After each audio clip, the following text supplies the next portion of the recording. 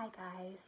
Today I'm going to read a book by Rosemary Wells and it's called Hazel's Amazing Mother.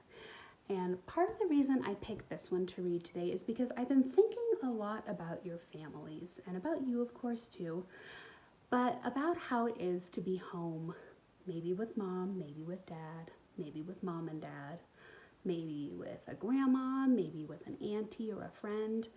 And there are always special people in our lives that take extra special care of us. And this book, Hazel's Amazing Mother, is about this little girl, Hazel, and her mama. And I think that you guys are going to like it.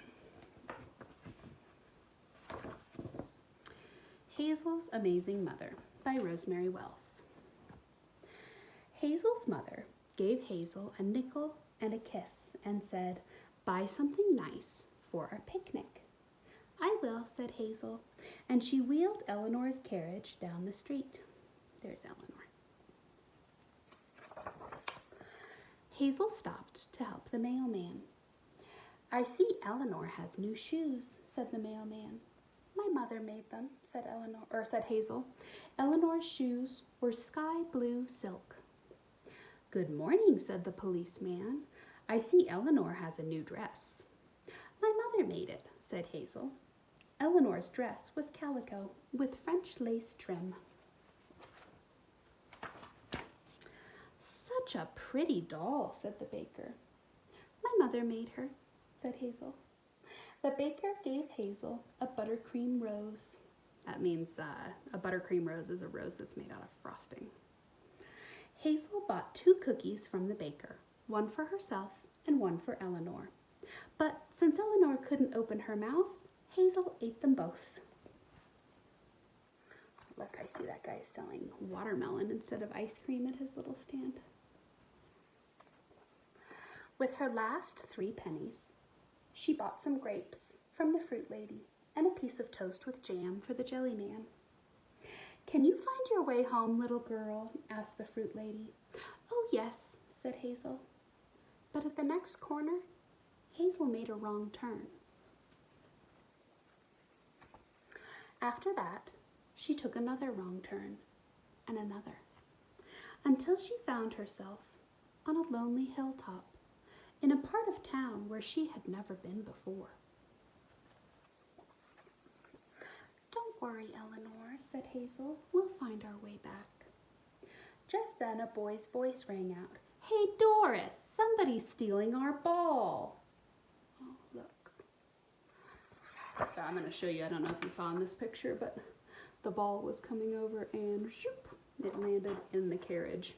Hazel didn't put it there. "Hey, Doris, someone's stealing our ball." In a flash, Hazel was surrounded. "What should we do, Doris?" said the other boy. "If she's going to play with our ball," said Doris, "we'll play with her doll." She's pulling it. Eleanor was tossed from hand to hand. Off came her blue silk shoes. "Stop!" Hazel shouted. Higher and farther they threw her. Off came her calico dress. Out came her stuffing. "No!" pleaded Hazel, but she was powerless to stop them. When they had finished with her, Eleanor was little more than a rag. So sad. "Eleanor, my Eleanor," said Hazel. "Let's ride the carriage down the hill," said Doris. Hazel rocked poor, ruined Eleanor in her arms. She heard the carriage splash into the pond at the bottom of the hill. "Oh, Mother," she cried. "Mother, I need you." At just that moment, on the other side of town, Hazel's mother was picking the tomatoes for their picnic. Something told her that Hazel needed her. A drop of rain fell. Then it began to pour and a great wind sprang up. It blew the picnic blanket over the garden wall. Hazel's mother caught hold of it, but the wind was so strong that it swept the blanket Hazel's mother the picnic basket and a dozen tomatoes over the treetops as if they were no heavier than the blowing leaves.